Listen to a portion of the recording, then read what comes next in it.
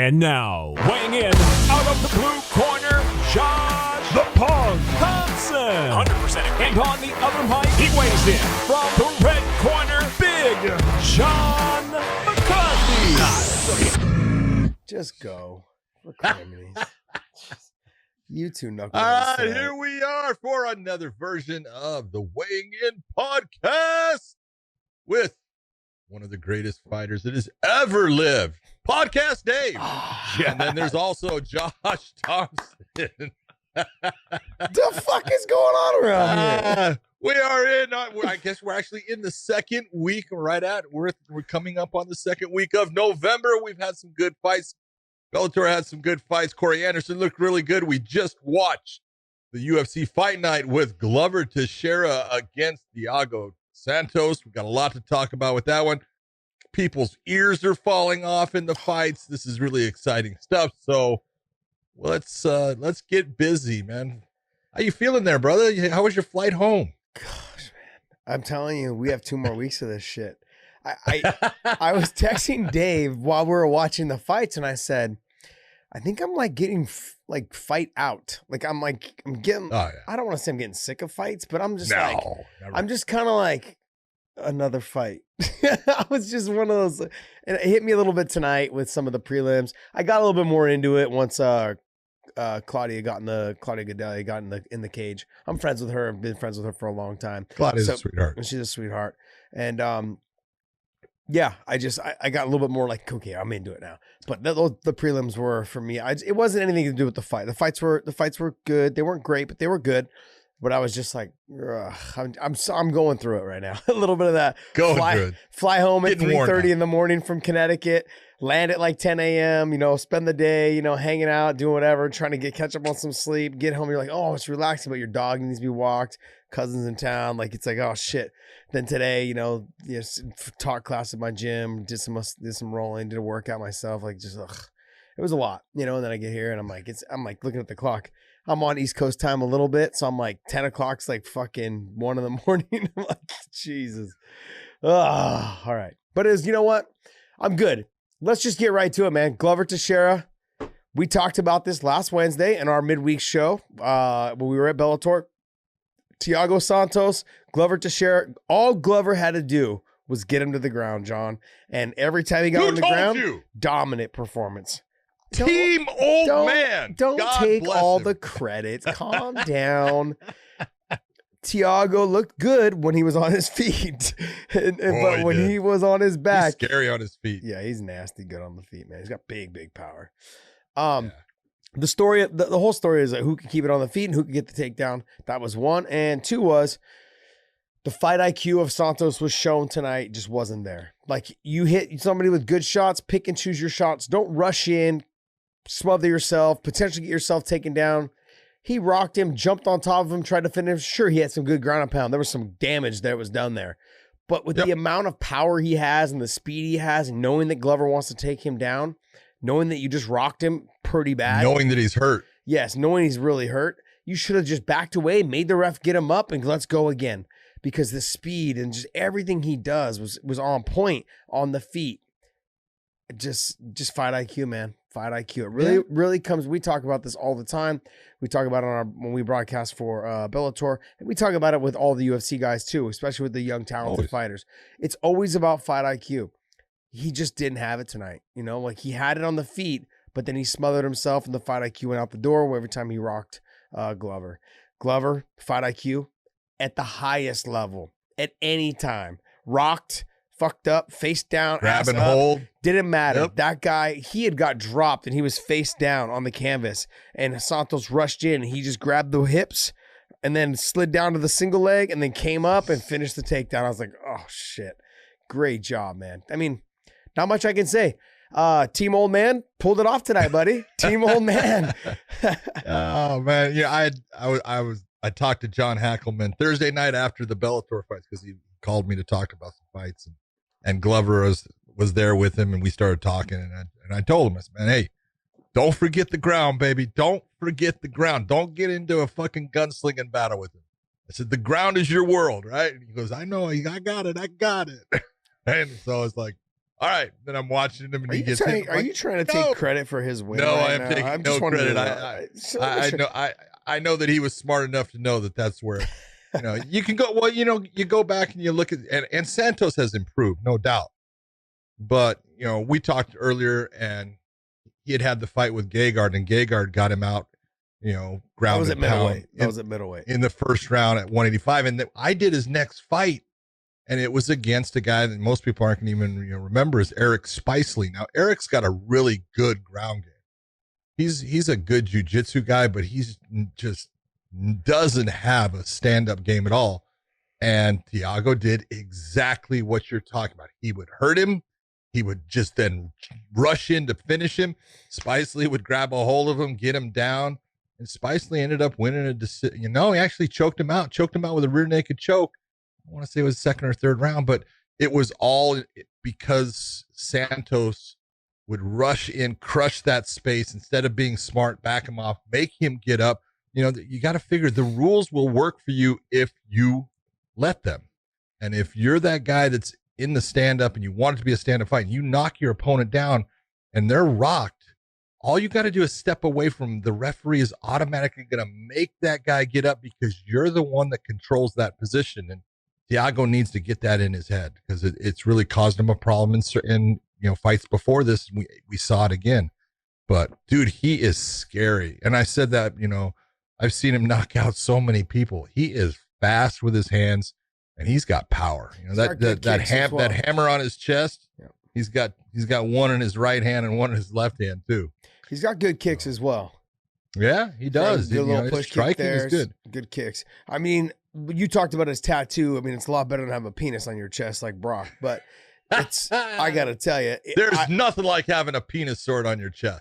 The whole thing with the big hammer on the chest, I don't know. It's a little much for me, man. But you're just speaking to someone, I have no tattoos and I've had desires in the past to get a tattoo. But then I said, my dad had this rule. He's like, you can get a tattoo anytime you want.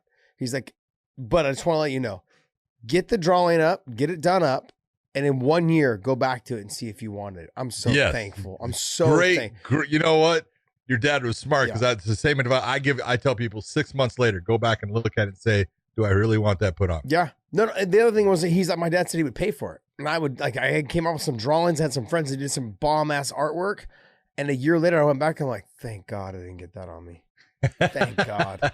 I was like, man, and sure, it's really cool, but having it where, I wanted it on my arm, my shoulder. I was like, God, I'm so thankful.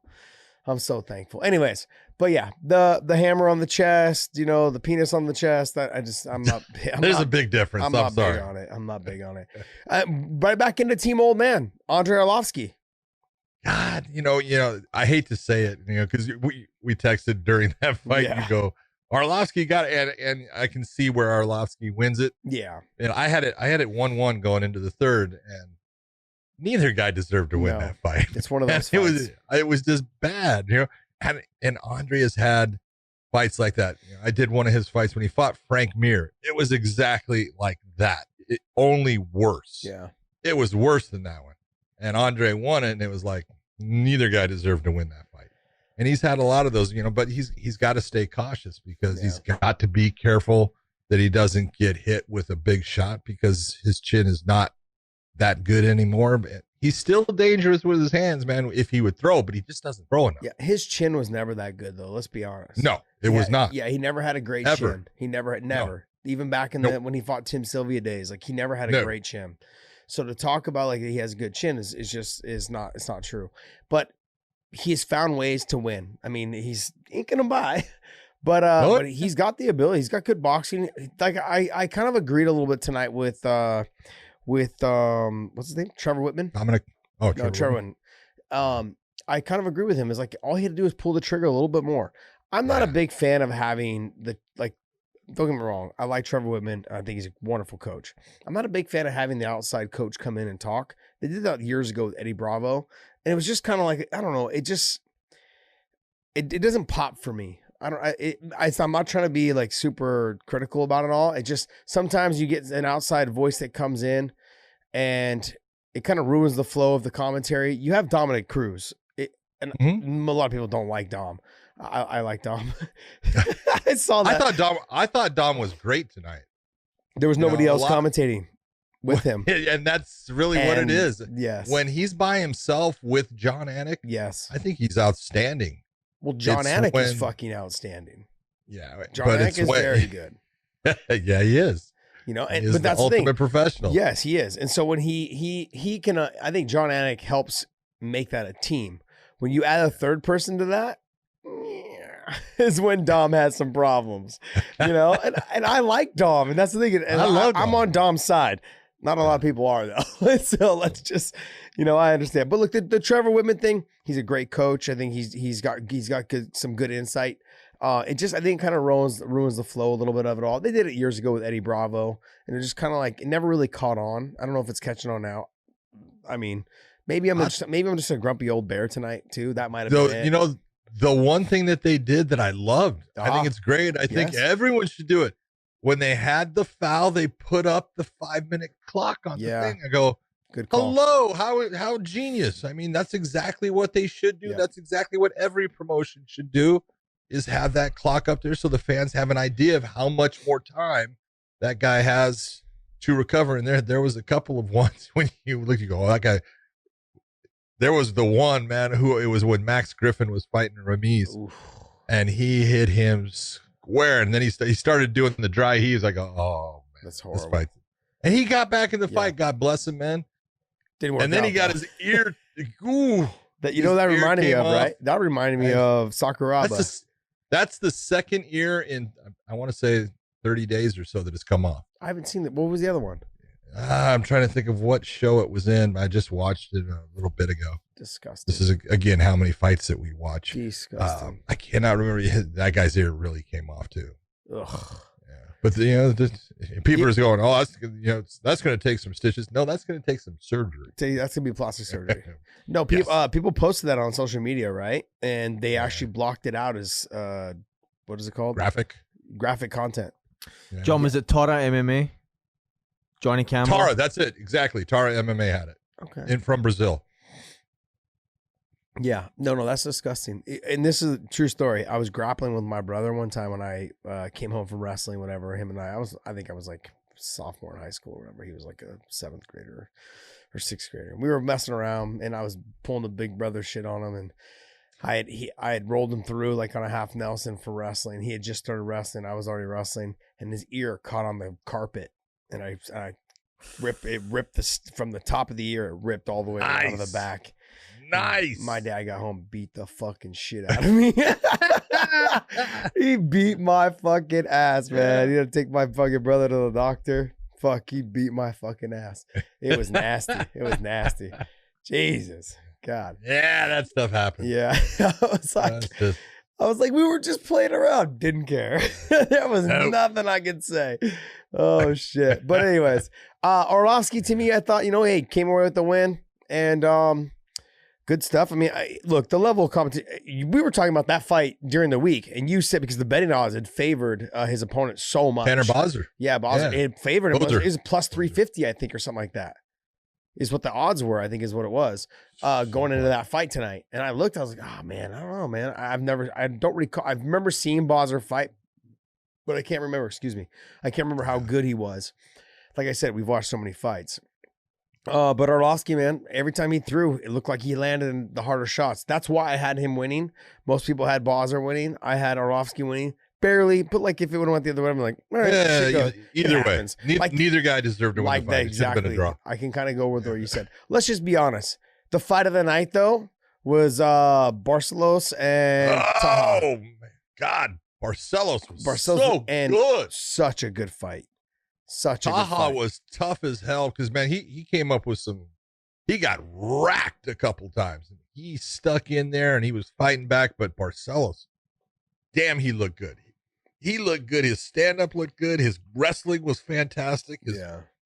He just looked incredible. Everything about him I thought looked good tonight. You got to admit, the 135-pound division, everywhere, the UFC's is looking freaking great. Because I'm sitting there and I'm watching them, and I'm like, I was just thinking Dom being the guy who was commentating. I go, Dom, just retire. You don't want to fight against these guys, dude. You don't want to fight against these. There's some killers in there. There is. Dom wrecks both those guys though. But yeah, I'm not saying that, but they're coming up, man, and it's going to be different. No, I agree. Especially Dom getting a little bit older in age and a little bit slower on the a little transitions. slower. Yeah, I know. I understand what you're saying, but Dom's fight IQ is way better than both those guys. Just look, but to not take anything away from them, Taha was just a step behind in every little transition. Even when he got the leg up, he just didn't pull the trigger on 2, 3, and 4. He landed 1 and 2, and then he didn't pull 3 and 4. Or he landed something clean, and he hesitated. Like, he was more surprised that he landed. Yeah, and then, most of what he was landing was not landing clean. Yeah, it wasn't. He had some good shots, though. He did have some good shots. There was a couple. He also didn't have the power. He didn't have the power. Dude, he was taking a ton. He didn't have as much power, though, as Barcelos. But Barcelos was favored. He was like plus, I want to say, minus 280 or something, maybe 300. It was something like that. He was favored by a lot. But it was a good fight. To me, I finally fucking got like a little bit more rejuvenated during that fight. I was like, oh shit, this is a good fight. Great fight.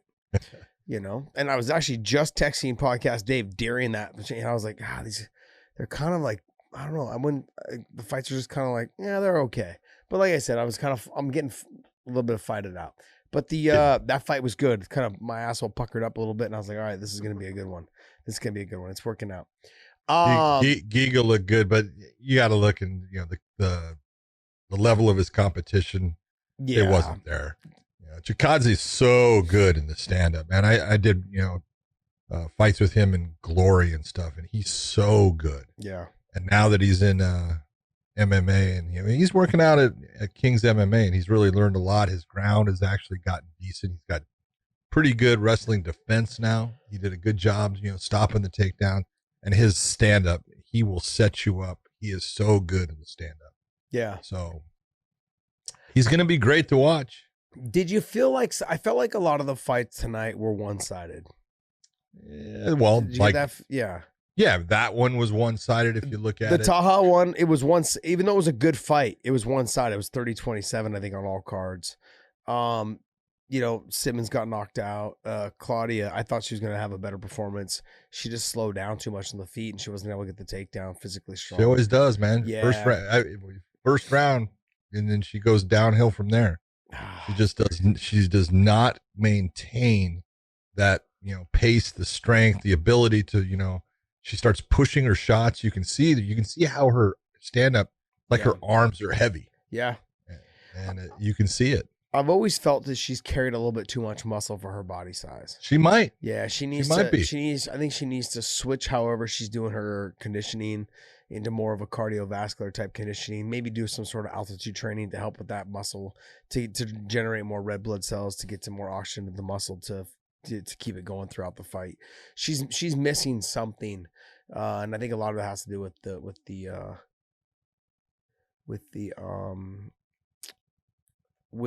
how much muscle she's carrying. Sorry, I was reading a message there. So, that was Dave's flipping through the news, and I was reading something that they said on Chandler. Chandler posted something about the presidential election and then deleted it right away. So I was checking to see. Anyways, Darren Elkins did his norm. He took damage, but came out with a win. That dude is gritty as hell. He's gritty as fuck, but man, you're gonna have to get a translator for him because his fucking post-fight interviews are getting a little slurry. Well, it is, isn't it? They're getting a little slurry. I was looking, I was like, damn, dude. Yeah, it is. It's a little, I can remember Darren when he was younger and the way he sounded. Yeah. I couldn't tell. Does he have an accent? Is he from like Georgia or Arkansas or something? No, I want to say Indiana. Okay, it makes sense. No, he's a fucking great fighter. I love watching him fight. But he takes too many shots to get the takedowns, and I'm like, and then when I heard his post-fight interview, I was like, oh, this. And it could be he took some big shots, and so he could have been rattled. But you just don't want to see a guy take too many. And see, he's in that position where you look and you go, okay, what are you fighting for? Yeah, you got to tell me. Money, because he's not fighting for titles, so it's got to be money. Money. Okay. And is it, are you in that position where how much are you making? What could you make if you did it, Nah, it'd be somewhere else? It would still be more than a 9 to 5. It's tough. Yeah. It would still be more than 9 to 5. I mean, here's the other thing too, is you don't want to leave the UFC and go to like LFA or another small promotion, because sure, you may get a little bit easier fights, but there's you at your level, they're gonna try to give you guys that are gonna be that'll be exciting fights. So you're gonna get all the killers being at the level that you are, and and don't be wrong, you're probably gonna beat a lot of them. Remember back in the day, Jeremy Horn, same thing. He's like, why would I fight in the UFC? He's like, I fucking make more money fighting every weekend. A bunch of chumps, guys off bar stools making 10 grand a weekend. Never got hurt. $40,000, never got hurt. $40,000 a month, making 10 grand a week. It's like, and it's like, if you don't have to have a real job, you might as well do that. And I think that's a lot of, like, when you realize you're not going to get to the championship, and if he fights twice in a year, Darren Elkins, sure, you may lose, you go through the camp, whatever it is, but you're still making, let's just say he's making 50,000. So he can make potentially 100 grand if he wins. If he loses, he's still making 100 grand if he loses both those fights. I mean, that's more than the average person, in the country is making.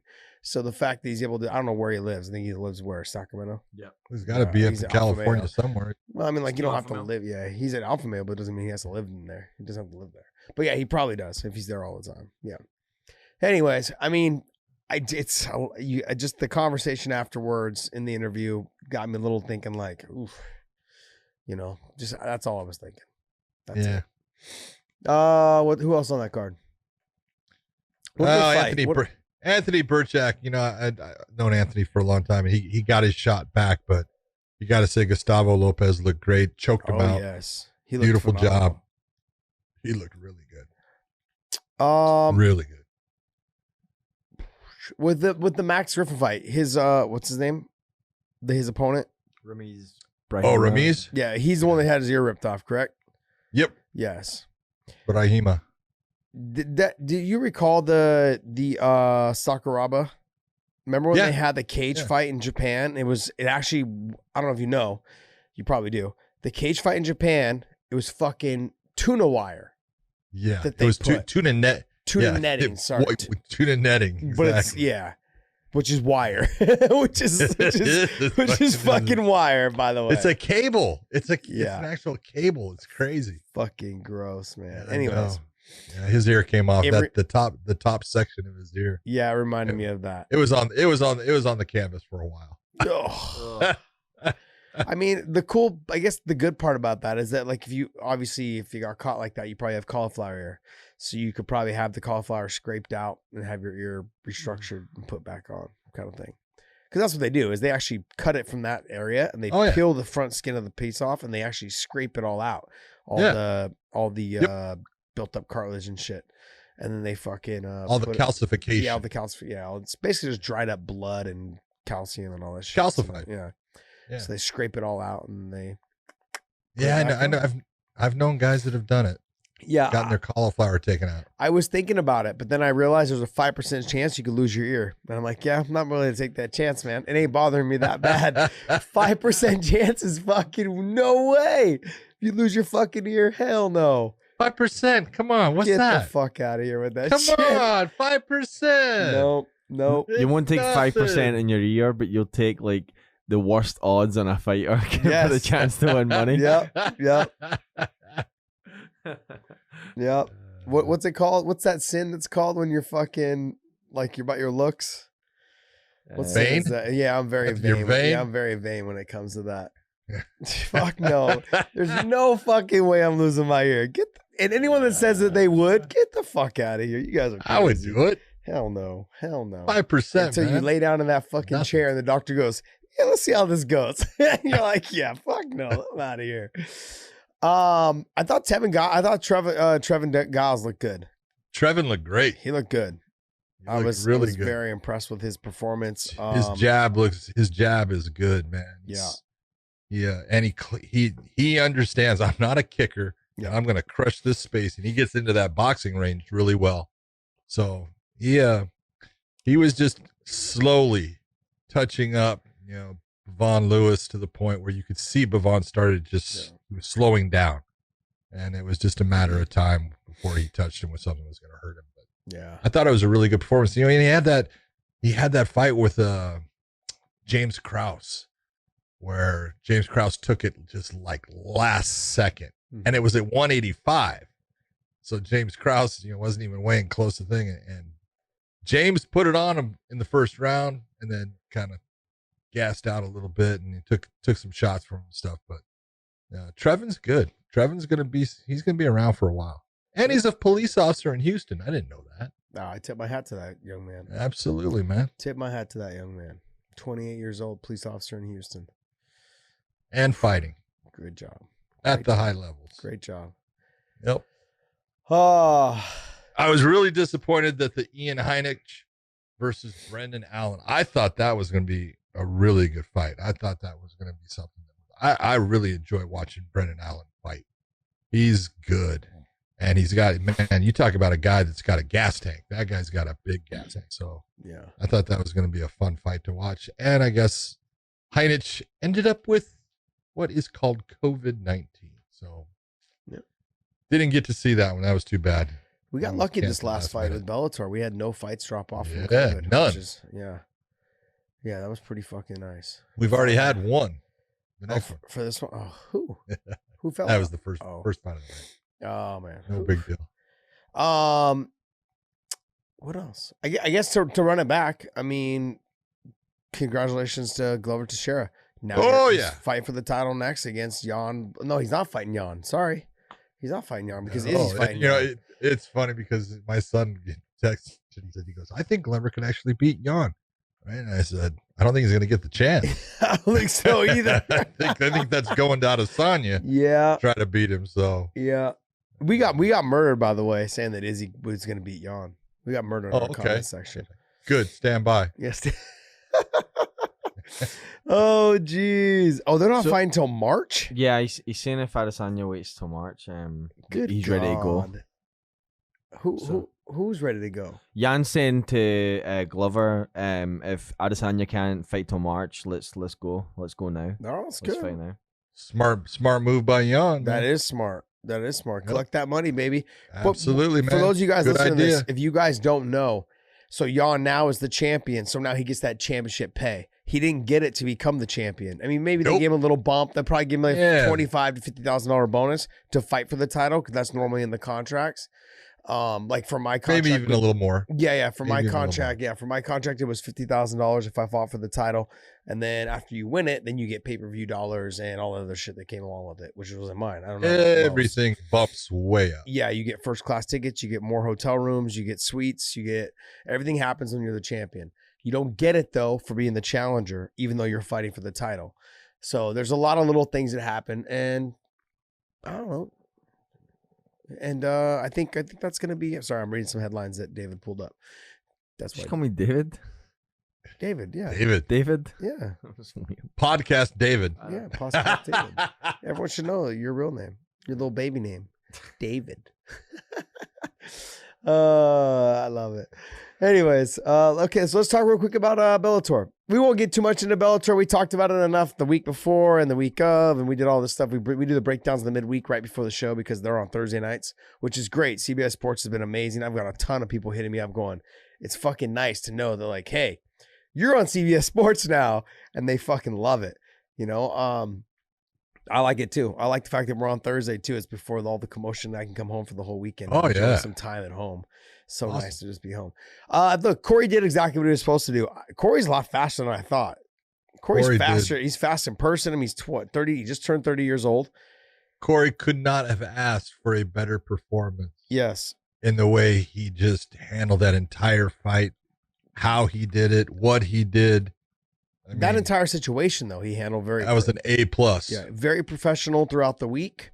He did every little thing that the Bellator asked him to do. He was on top of all of his interviews.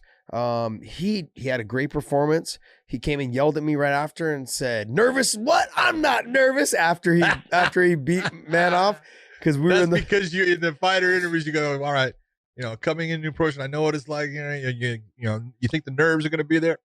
No. He's like, I'm not nervous. I'm like, I'm not nervous. He says, pressure's on him. He got off the fight interviews, and I told everybody that was in the fight interviews, I said, he is fucking lying. He's nervous as fuck. He's like, but I mean, he didn't look nervous at all. He came out, he fought very composed. He fought a great fight.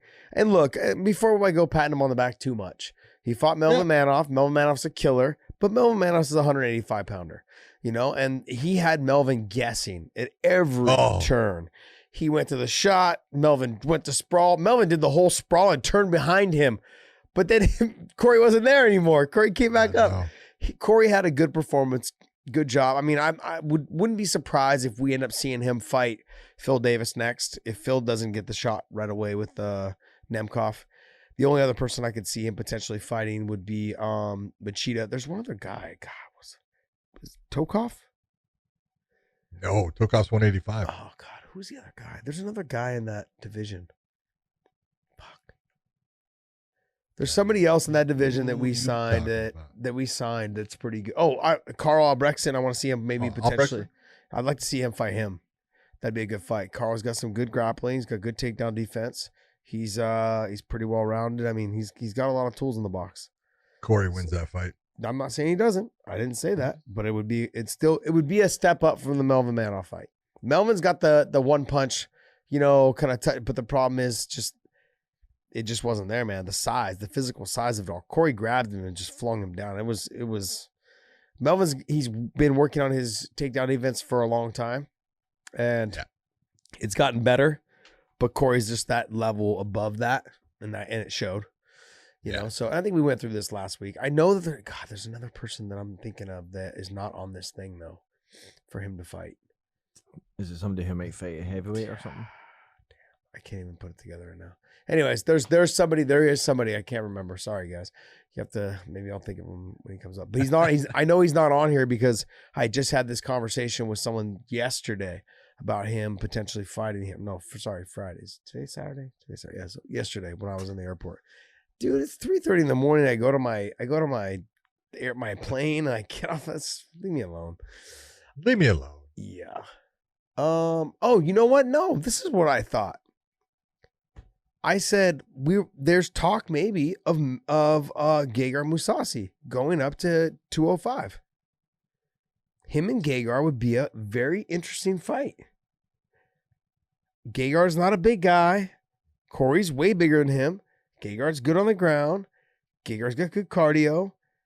I don't know. It makes for a very interesting fight. I don't know. Well, Gegard's a tough fight for anybody as far as, that's... what do you think? What's your take on that? If I was Bellator, first off, I wouldn't let it happen. Gegard just took your middleweight title. He's going to fight middleweights. I'm not going to have him fight light heavyweights right now. He's kind of beat all the middleweights, though. No, he hasn't. Who? Give me one. There's other ones out there for you. There's Tokov. You just said that. There's Tokov. Who else is there? Tokov would be one. Salter's another one. Salter's been beating everybody because out grapple everybody. So, there's a couple in there that you could watch. You could see him going against. It'll be interesting to see. But Fabian, you got Van Steenis. Van Steenis won't fight him. They're teammates. No, but Fabian Edwards, you could. Eblin did. Eblin. Yeah, he's good. He's tough. Yeah, Johnny's going to be really good. His wrestling is outstanding as far as he knows how to sag weight on guys, man, and he's getting better every fight. I know he's not ready yet, but Austin Vanderford impressed me this last weekend. I told you. He impressed me. He's good. People need to stop calling him Mr. Van Zandt, and they need to start calling him Vanderford because that kid impressed me a lot. And what I like about him is throughout the week when we do our interviews with him, he's fun, man. He's got a great personality. I can see how Paige landed him. He's a good guy. All right, maybe it took John a little bit longer to get that joke. No. I liked it. I think Austin and is. I think she was lucky. Yeah, good guy, man. Great guy. Great personality. I interviewed him for one of the interviews there. Super energetic. He's got a lot to talk about, and I talked to him after his fight. Just, had nothing but nice things to say about his opponent, had nothing but nice things to say about like his coaches, and he was giving everybody else credit, except for taking credit for himself. I was very impressed, man. Very hurt impressed. his hand a little bit in that one. Yeah, I think he broke it. Yeah, I think he broke it is what he thinks. But he's 10-0. He said he said if it's not broken, he wants to try to get another fight in before the end of the year, which won't happen. But that which won't happen. Yeah, but I mean, I actually probably wouldn't mind seeing him and Salter fight. I know he's not. I know that Salter's that next level up. But if I'm looking at this whole graph of people, can you scroll through there? You have Vanderford. Who else? Let me see. Oh, you know what? Maybe him and Norbert. Devaney. I don't think Norbert's too young right now. Yeah, hasn't had 20 years old. He's not even 21 yet. That's fucking crazy. 20. Exactly. Yeah, he trains with Eblin though. That's the only thing is though he trains with Johnny Eblin. Maybe Romero. Romero's going to fight somebody else coming up in December 10th, but maybe Romero Cotton. Yeah. I mean that's a big step up I think for Romero, but Romero's next fight, Romero's only 4-0, so he's got some ways to go. Romero, they should put, and we talked about this before, but Romero and someone in the level of Dalton Rasta. Yeah, okay. What about Ty Gorder then? Since Gorder just fought him, they had kind of a little bit of a decent fight, but then it's a good fight. Yeah, you could put Gorder against Romero and Gorder, and then scroll down a little bit. The guy that I actually would like to, I know I don't think they would do it just based upon, I guess records and things like that. But Julius Anglikas, oh yeah, that dude is a stud. He's got serious boxing skills, and he is hard to take down. That would be a good fight for Corey Anderson. Yeah, we need to update this. Bellator needs to update their website because this is a huge problem. Like Anglikas isn't on there. I mean, there's other guys that I know we've signed that are good guys. They're not on here as well. Yeah. So gotta figure that out. Anyways, that's pretty bad. Go back to the card. But let's talk about the card coming up real quick because I'm just Aaron Pico is on it. That's a nice fight, but no big deal. But let's talk about the three. You got the featherweight Grand Prix. You got Sanchez against Weichel. That's a rematch. That's an awesome fight. That is going to be. I mean, Weichel's got like 50 fights now. That's crazy, man. And he has fought everyone. I'm trying to think of in the 145-pound division. I think Pitbull's the only guy that's ever beaten him. Daniel Weichel? Yeah, at 145. Because he's gone up to 155 and Yamuchi. Was that one at 155 or 145? I think it was at 155. Was it? It was recently. So. That was 2 fights ago. Yeah. I think Goichi went down in weight. Did he? Man, Goichi went down to 45 for a little bit. I know that, but I don't know if this was for the fight. Does it say? Nah, Sherdog doesn't have it. I can find out. The fuck, Sherdog. There it is right there. Oh, it doesn't say? It doesn't say the weight. But I'll tell you, usually they bill the last weight they fought at. It was 55, yeah. So if his last fight was done, no, it wasn't. So. No, he beat Darren Krushank and Sadawad and Dale Weichel. I think he was at 45, John. Because he did that little stint at 45, and I think it was killing him, and they went back up to 55, and he fought Sadawad and somebody else. Yeah, anyways, he's good. Here's the thing. When you guys are watching the fights this week on Thursday night on CBS Sports, I want you guys, the main card is phenomenal. The Pico fight as well, because he's fighting Dejesus. It was 55. It was 55? It was 55. It was 55, okay. Was it 55? Look at I'm right again. Yeah. The guy can't remember if it was at 45 or 55. Maybe it was, maybe it wasn't. But he's right. I got it. Go to the main card, please. When you guys are watching this card this week, the Aaron Pico versus John Dejesus. John Dejesus is phenomenal on the feet. And super explosive. He's super explosive. Loves to throw flying knees, as we saw the last time he fought about a month ago. Which we have seen Aaron Pico lose to and lose to. Yeah. Look, when you put these two in there, they couldn't be opposite. But what I love out of Aaron Pico right now is Greg Jackson and Winklejohn have got him on something that he's finally fallen into what they're trying to teach him. And I love that. He's fallen into the program. He's working it. His ground and pound is good, which we've always thought it would be good. He didn't want to get away from his boxing. He thought boxing was this. And then his wrestling is so good. Putting it all together now, that fight to me is going to be, it's going to be kind of a telltale to see where Pico's at now, if he's ready for that next level, because John Dejesus is that next level. His last two fights, he knocked out Daniel Carey with a big shot, but he was wrestling and he was transitioning and he was doing well. And then he fought Solo Hatley Jr., who's super explosive, one of the fastest guys you will ever see. And right away went to take him down, took him down, ground and pounded him to the point where then he got the rear naked choke. I think that was his first submission victory in his career. So he is learning. He is advancing. He's showing improvement. He's showing that he's listening to his coaches. And if he continues on with what he's done in the last couple fights, he'll get himself back. But John, awesome. When he fought Carey, I still didn't see the improvements that I needed to see. But when he fought his last opponent, I saw everything I needed to see. Okay. His transition from boxing to wrestling is what I wanted to see. That's what I've always wanted to see out of him. Was like, look, I know you can box and I know you can wrestle. But we have to answer these questions where you put the two things together. We have to do this with We him. have to do this.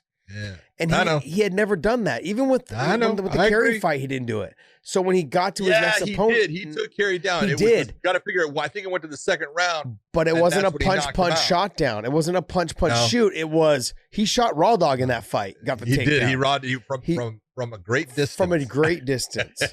And so that's what I'm saying. Like I know we know he can wrestle. There's no doubt. We know he can box. But he just hadn't meshed it together yet. And then when he fought his last opponent, who was his last opponent? You just said Solo Hatley Jr. Solo Hatley Jr. He punched right into the combination, got Hatley Jr. to fall back closer to the cage, right to a nice takedown, did some vicious ground and pound, turned him off the fence also, I believe. Remember, I'm trying to recall. Yes, he did. Shot, took him, got ready to take him down, and then turned him off the fence, got him out in the open mat, and just went to work. I was like, okay, this is what I knew. This is what I've always known Aaron Pico should be. And he's only going to get better from fight to fight. He's going to get a lot better. You know, so what's he 20, 22, 23 years? No, I think he's 24 now. Is he 24 now? Okay. He's getting old. Yeah. He's just getting started. Look, but for those of you guys at home, I want you guys to pay attention. This fight coming up though, with Emmanuel Sanchez and Daniel Weichel, great fight. The one after that. This fight coming up between that fight and Patricio Pitbull and Pedro Cavallo, this is the fight that you guys need to watch, is Yaroslav Amazoff versus Logan Storley. Now, I'm going to tell you a couple reasons why. Both of them are undefeated. Amazoff, now that Khabib is, I guess, apparently retired, Amazoff has the best record in all of MMA and in the whole sport. So he's 24-0. And Logan Storley, from all the buzz from Sanford MMA, is that he's able to handle Kamaru Usman. Now, I don't know how true this is based on that, but all I've heard from people that train at Sanford MMA is that Logan Storley is able to out-wrestle him, outstrike him, and keep him guessing when it comes to the grappling in the ground, as well as on the feet. So the only issue that I have with Logan Storley is he's just not active enough. If we can get this guy active, he doesn't fight enough. He's one fight a year. You know, he's the one fight a year. You know, and it's hard to build someone that you know as a champion that's one fight a year. Amazoff's already fought twice this year, I think, right? He beat Ed, I think, in February? And then he beat Ed, and then he beat Mark Lemminger. And then he beat Mark Lemminger just recently.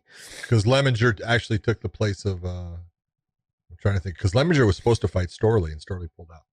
Yeah. And I think Yaroslav stepped in. This fight, I'm telling you, it could be just be a wrestle fuck, okay? But it could also be a really good fight. If you guys go back and watch the fight with Ed Ruth and Amazoff dominated the fight of all 3 rounds, okay? But it was a good fight in terms of lots of great scrambles, very technical, lots of technique, great transitions on the grappling end as well as the wrestling, but a lot of good stand-up between the two of them, good exchanges. It was a great fight. Amazoff ended up winning 30-27. I think one judge had it 30-26 on one card. But it was a good fight. This fight, though, Logan Storley is very good. 11-0. I'm excited to see this fight. 24-0. He's got the best record in all of MMA now that Khabib is retired. And he's phenomenal, man. Phenomenal. He's good on the feet. He's not just a wrestler. He's good on the feet. Give a little background on what American Top Team says about it. So American Top Team, he trains with all the guys that are 185 and 205 pounders. And he apparently does very well. Yeah. He dominates a lot of those guys at 185 and 205. And he's 170 pounder.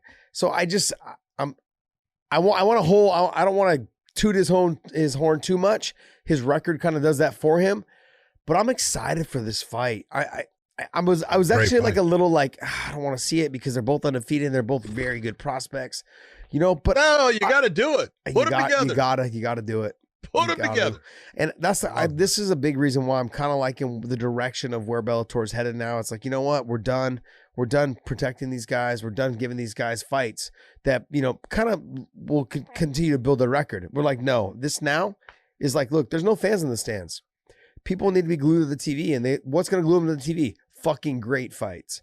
And I'm telling you, this main card, Daniel Weichel, Manuel Sanchez, going to be a fucking bar burner because Manuel Sanchez just walks forward and Daniel Weichel and just throws punches and kicks, and he's great off of his back as well. And he's great on top as well.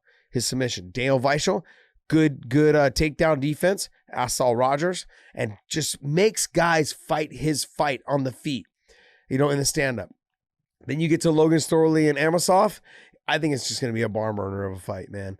And if Logan Storley can take him down at will, which I don't know if he can, but if Logan Storley can do that, that's going to be incredible to see. But what can he do? Can he hold him down? Can he not hold him down? What's going to happen in that situation? And to me, you look at Pedro Cavallo, and he looks like he's fucking 40 years old. 50 years old. But this guy is only 24 years old, I think. 24 years old. He might be 20, maybe 25. Balding. But I got to tell you, all the guys at SBG. He can fight his ass off. He can fight his ass off. All the guys at SBG have said this, and they've said it very clearly. He just has a different type of determination that they can't understand. He says he's going to do something. He puts his mind to it, and nothing's going to stop him from doing it. I don't know. I for some reason, I believe him. When I talked to him in Ireland, he said the same shit. He's like, there's no way I'm losing to him. There's no way. I've never seen a guy more confident in fighting someone that has been, is a double champ right now. Pitbull, if you watch him fight, he now makes everybody fight his fight. That's one of the reasons he's so successful. Yeah. He doesn't fall into the trap of doing what the other guy wants to do, doesn't fall in the trap of putting himself in a place where he doesn't want to be in the cage. He makes you fight exactly where he wants and how he wants. Yeah. And that's why he's successful. And he doesn't care about, all I got to do, I'll win the round. If I just win the round, I'm okay. And doesn't worry about being flashy anymore or doing those things. But man, he is good. But Cavallo says, and has said, and I put it out how many times, that he will be the new champ and he is going to dethrone him. I love the confidence. I'm not sure that I agree with it, but man, I love it. This is why I don't agree with it, is Cavallo's tough. There's no doubt. And he's got great conditioning. I told you about him when I first saw him. Yes. He fought in London. I watched. I said, dude, this guy can fight. And then I called one of his fights, and he fought Campos, and he just took and annihilated Campos. And I was like, oh, shit, this guy's good. And then when I saw him fight Sam Cecilia, Sam hit him with some clean shots. He got on him the takedown, and when he finally did, he just wore him down and beat him up and finally subbed him.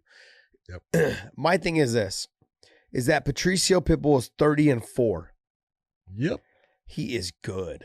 And everyone's going to say like, oh, blah, blah, blah, the Bellator shit with him. This kid's good. And I want people to take this into consideration. I know we've talked about him and Volkanovski potentially fighting, how great of a fight it would be.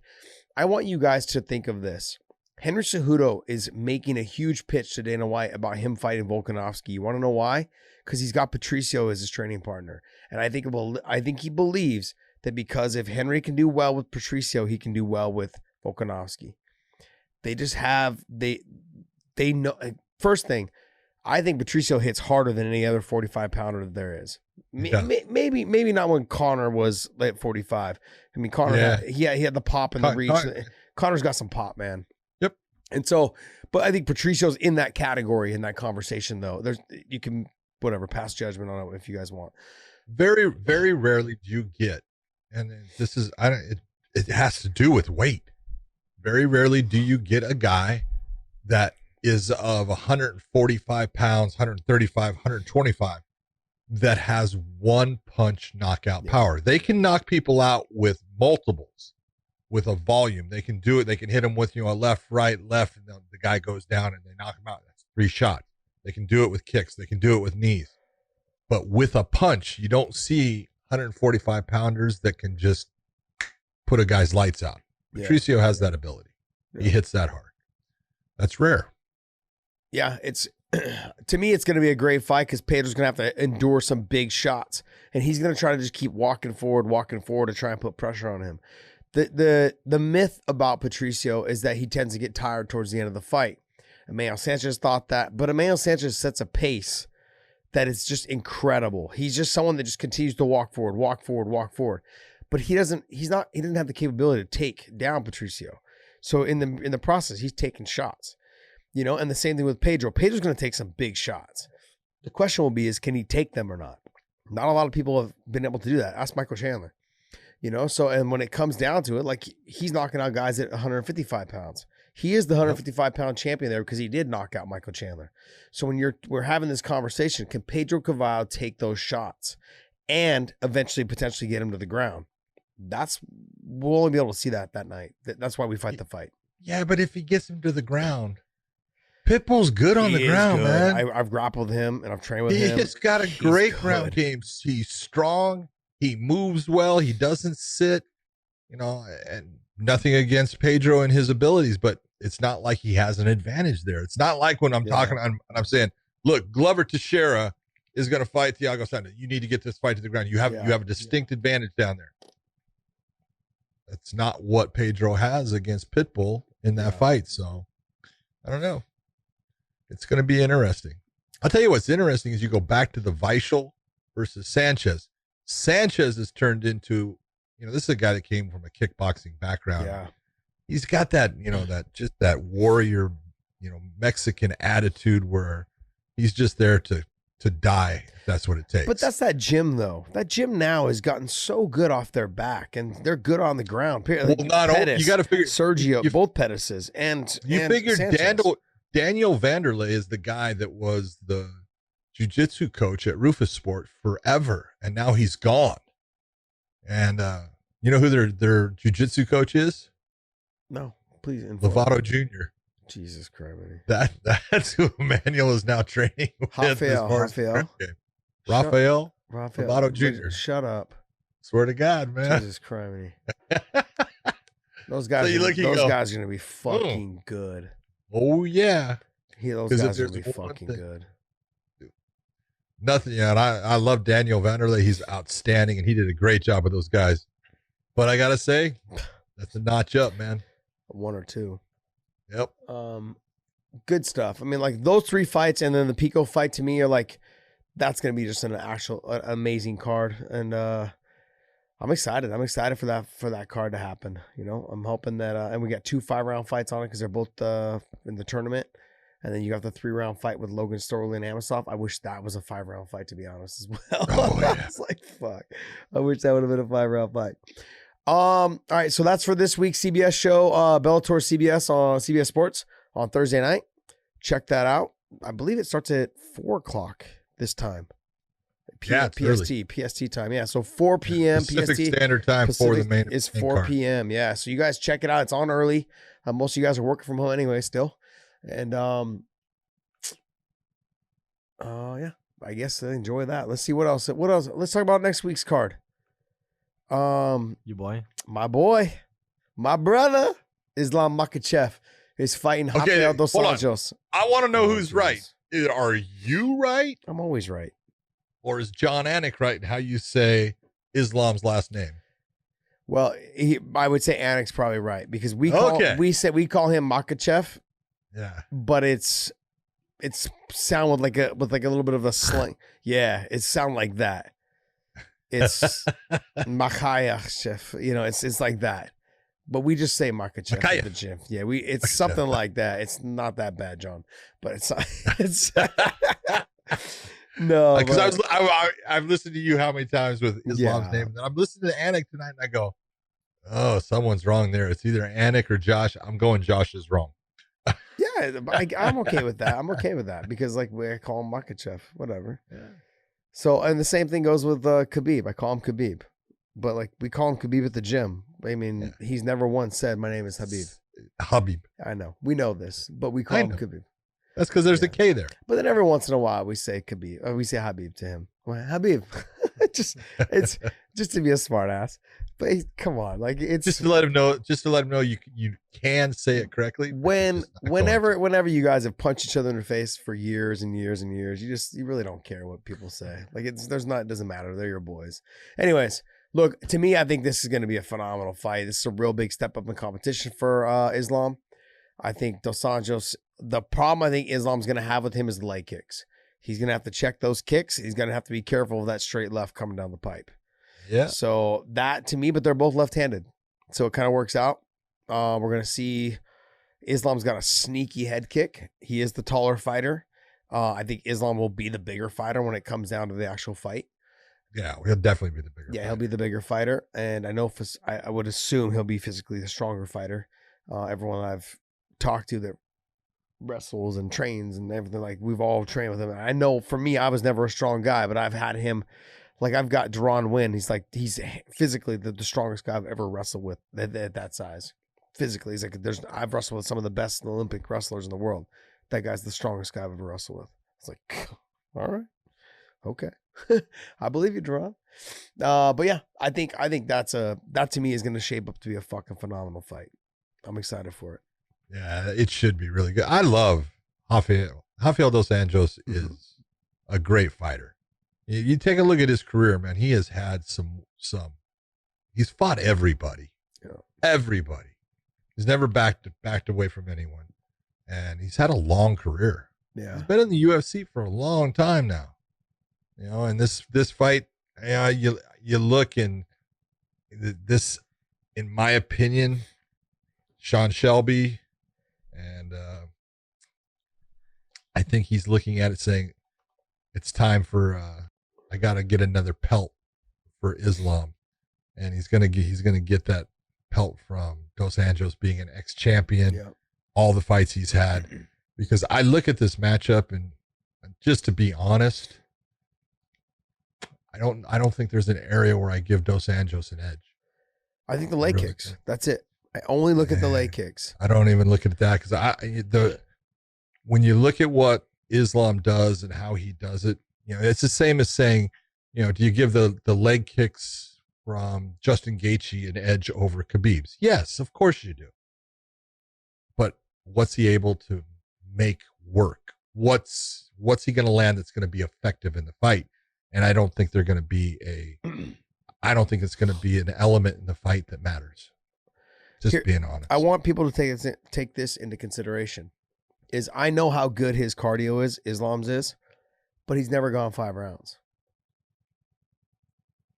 Dos Anjos has gone 5 rounds. I don't know how many damn times. Oh, he's been the main event a bunch of times. Not only that, he's been the champion. Yep. So that gives me a little bit of like pump the brakes a little bit. He goes 5 rounds all the time in the gym. Islam does, but it's not the same. We all know it's not different. The same. It's completely different. So if I'm going to give Dos Anjos an advantage, it's going to be the fact, and here I'm playing devil's advocate because I know a lot of you guys call me a homer, but to me, it's the leg kicks. I think the trickiness of being such a veteran that he is, Dos Anjos, he's got some tricks up his sleeve, and he's going to pull them out. You know, he's not the easiest guy to take down. But his wrestling does not compare. It does not compare. And I'm not trying to compare it, but he is still not the easiest guy to take down. In a 5-round fight, if Islam doesn't get a takedown or two, does he start to shy away from the takedown? You don't know, because in a 5-round fight, is he trying to conserve energies? Like, I look at some of his past fights where he has looked tired in some of towards the end. Nick Lentz. I went back and watched that fight, and I was like, God, he looks exhausted at the end. But then I talked to him later on. He got staph earlier that week and was on antibiotics. So that's the other thing. So those are things that, like, even though I know him and I talk to him all the time, you know, Russians, they don't really say a whole lot. So it's like, you know, they joke around and we fuck around a lot, but like things like that, they don't really talk about. They're not that group. I don't know about other Russians. I'm saying that group that I know, they don't make a lot of excuses, and they don't, like, you know, Khabib with his broken toe or his broken foot or whatever it was for this last fight. You didn't hear about it until after. And it wasn't even him that said anything. It was the UFC. They said it, you know? And so you're not going to hear them talk about it. And so do I think, and his one loss was by a KO, and he was relatively new into the UFC when it happened. But if you were to match them up again, it was one of those things that just happened. If you were to match them up again, he would just walk right through that person. I don't know if that person's still living in the UFC, to be honest. But my bottom line is that I'm going to give Dos Anjos a little bit more of an opportunity and a chance than probably others would. He's got good leg kicks. He's got some tricks up his sleeve. He's gone 5 rounds multiple times, and Islam is very good. And if I was to say this, people will probably be like, "Oh shit, whatever." Like, there's no way that could be. If Khabib wasn't like his big brother, they are best friends. They've been best friends since they were in kindergarten, I believe, like even before that. If Khabib hadn't been the champion first, or hadn't been like his father wasn't his coach, Islam's coach, Khabib has a little bit of that big brother on him, but all the things that Islam can do, Islam to me is more well-rounded and a better fighter than Khabib. Does it mean it translated to the cage? No, it doesn't mean that. Okay. But I'm saying Islam is that guy that potentially could be, that he is. He's got better stand-up than Khabib. He's got just as good at wrestling and takedowns as Khabib. Does he put it together as well? He does put it together as well. But Khabib what he does is very good, and there's no reason to stop what he does. He doesn't need to change anything he does. Islam will work on the feet. He will mix it up on the ground. He's good all the way around. They're different fighters and they're different people, but Islam, I think, has the opportunity to showcase a lot more of the full skill level. You know, and I believe he's a 5-time world Sambo champion as well. I don't know how many times the person that beat him in the UFC was Adriano Martin. Yes. You know, and after that fight, Adriano he had 2 more fights, I think, against Leonardo Santos, and then he lost both of them. Yeah. And I don't think he's won a fight since. Yeah. Islam Makhachev is his last win. Wow. Yeah. That fight was a while ago. Yeah, it was long. I think it was Islam's second fight in the UFC. I think it was his first or second. I think it was his second. No, I think it was his second. Yeah. That was back in like 2015, 2016. That's a long time. It was a long time, dude. Yeah, it was right when I came into the UFC. I believe it was like I was like 2013. I think 2014 somewhere. Anyways, he's 2-time national Sambo and 2-time world champ. Okay. Islam. I thought we were talking about. He was wow, you gave him 3 more than he deserved. He probably just stopped competing because he got tired of winning world championships. Oh, there it is. That's the homer. I don't know. Talk to Chill. There is no such thing as Sambo. It's a made-up sport. Jeez, he's great. Chill's great. He's one of my favorites because he comes up with stuff that I just look at him and just start cracking up. Of course. What else? There's no real other news. You guys, we were forewarned to not talk about politics at all because we are your escape.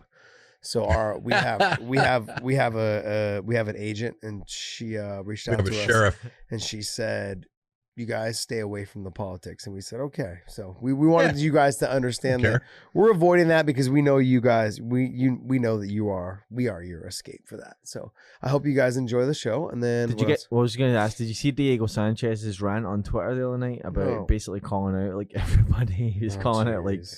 He was calling out like Dan Hardy. He was calling out like other people, and then Dan Hardy's like, "Dude, you need to get some help because your brain's a mess." It is a mess. Why is he calling out Dan Hardy? Dan Hardy's not fighting. He called out Damian Maia. He called out. He called out. I think he called out John Jones as well. He called out like a bunch of. Yeah, it was one of those crazy. Diego Sanchez. He might have been partying a little bit. It looked like he may have. John, I'm sorry. I'm looking for something real quick because someone had sent me a message that they had a fan question for you, and it was like sports specific. But crap, I probably can't. Yeah, someone's.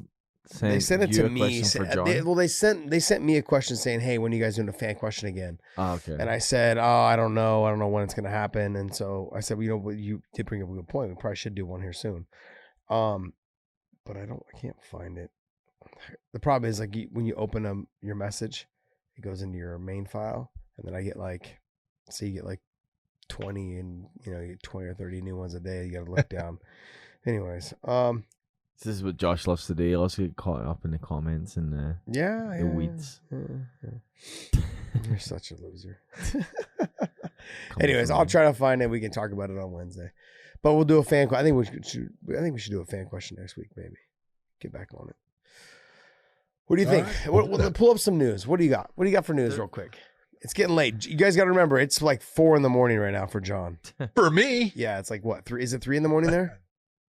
3:15. Nah, it's in the 2s. Is it 2? 2:15. 2:15. Jesus, man.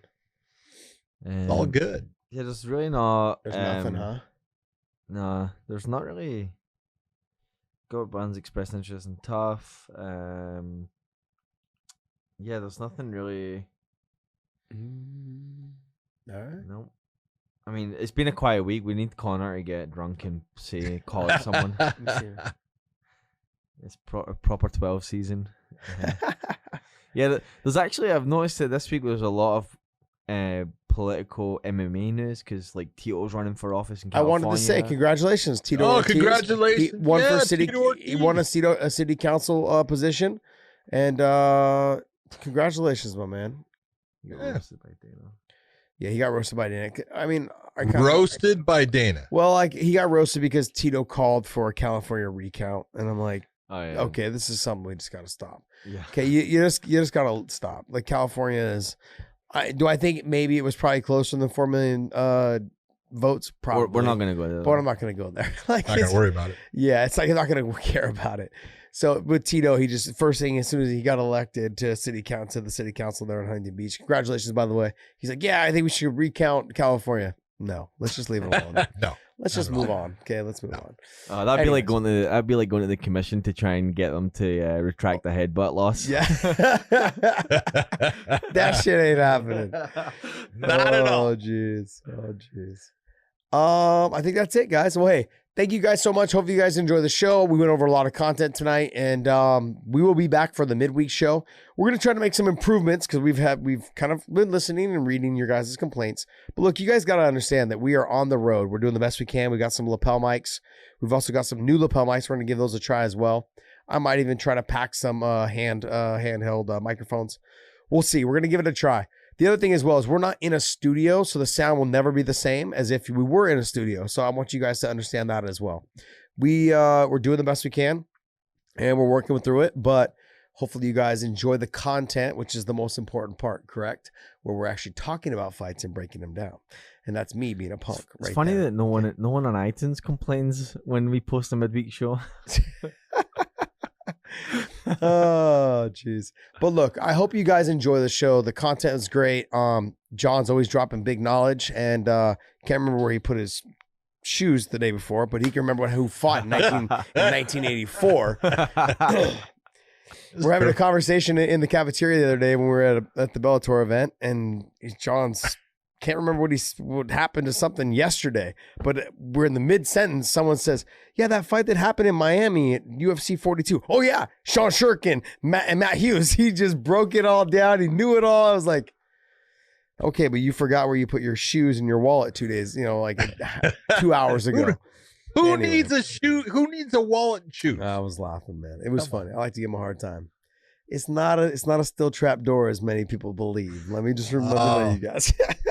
Fully on fighting. Oh, these referees are known for smelling like alcohol and cigarettes, so that could be the problem as well. No, jeez. All right, guys. Well, hey, thumbs up on the YouTube, shares our videos to everyone, just so you guys understand why we're asking you to hit the thumbs up. That spreads our videos throughout the YouTube content, as well as hit all of our audio platforms and subscribe to there as well. I can go through the list, but we're pretty much on all of them. So go there as well. And we appreciate you guys just following us. Share our videos as well on everything you can. And we'll actually retweet it, tag us, and we'll retweet it. And if you guys don't hit the thumbs up on YouTube, it means that when you look over to the right-hand side and you see those suggested videos, you're going to see DC and Hawani, and you don't want to see that. Yeah. So make sure you hit the thumbs up so that you get more of our stuff. Hey, I wanted to tell you. In fact, I was listening to Joe Rogan. Joe Rogan had Luke Thomas on, and they gave you a little bit of a compliment there. Just a little one though. Yeah, no, of course. I actually I posted a little clip that Dave cut a clip of that, and they were giving me some props. Joe's done it a couple times. He's talked about me a couple times about my Nate fight and about my Gilbert fights and a bunch of other. Well, fights. unfortunately, you are fucking old. So a lot of people that are watching MMA now don't know who the frick you were. I know. Okay? It's just like they don't know who anybody is. But I will tell you, you were definitely one of the best in the lightweights in the world, and you will always have that. No matter if Joe says it on his podcast with Luke Thomas, or if I have to remind you somewhere along the way. But you did deserve the praise, and so I was glad they gave it to you. I appreciate it from you as well, and very rarely do I ever get a compliment from you. So. Never do you get a compliment from me, man.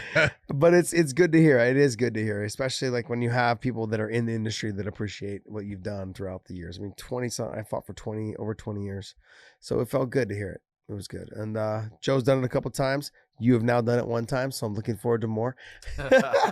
Never ever will there be another time. Never again.